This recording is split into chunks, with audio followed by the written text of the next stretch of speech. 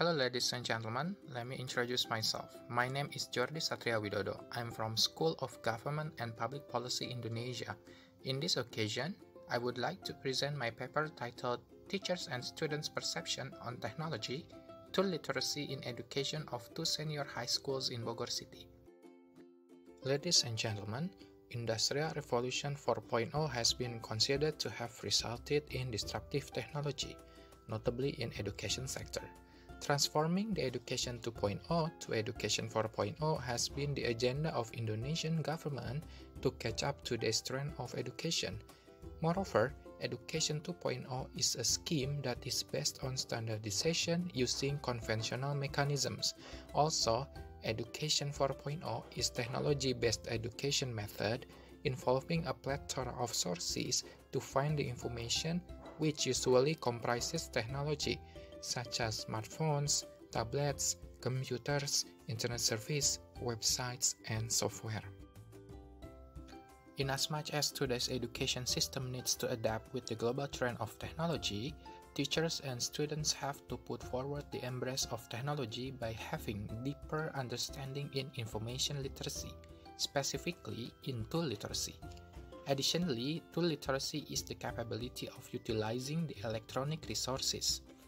In addition to the use of technology, COVID-19 pandemic has also been reinforcing its use in teaching and learning activities, which in fact are conducted at home and bring about the technical challenges for both teachers and students. The research problem that I point out is on identifying the perceived success of technology use in education that shapes teachers and students' ability in harnessing electronic resources in SMA Plus YPHB and SMA 4 Kota Bogor, which are senior high schools in Bogor City. Furthermore, Bogor City was chosen since the city was the first pilot project among other Asian Pacific countries and Japan in National Technology Readiness Assessment done by Hewlett-Packard in 2017. The methods used in this paper were qualitative and quantitative, incorporating questionnaires and interview by employing extended technology acceptance model through path regression analysis. The subjects of this research are teachers and students in the schools, an education practitioner, and an education policy consultant. Furthermore, the assessment was done toward the perceptions of electronic tools, such as computers, laptops, internet, software application, and websites. Lastly, the variables consist of perceived usefulness, perceived ease of use, attitude towards using, and intention to use. What is more, there are some external variables like age, gender, and length of teaching experience.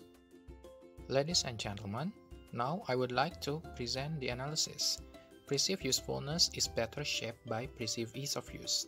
Attitude towards using is influenced by perceived ease of use, and intention to use is significantly affected by attitude towards using.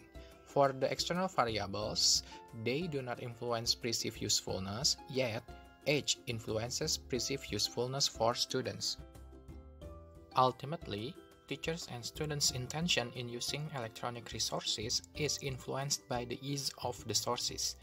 This means that if the sources are user-friendly, easy, convenient, and reliable towards errors, teachers and students will always use the particular technology continuously. This also leads to the policy recommendation for government to pay attention to user-friendliness aspect when devising teaching and learning applications, and to provide more training to teachers and students.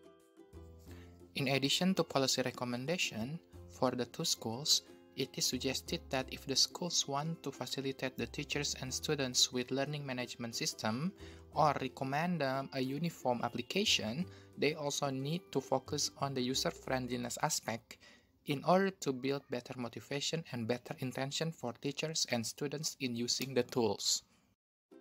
Ladies and gentlemen, this brings me to the end of my presentation. Thank you very much for your attention.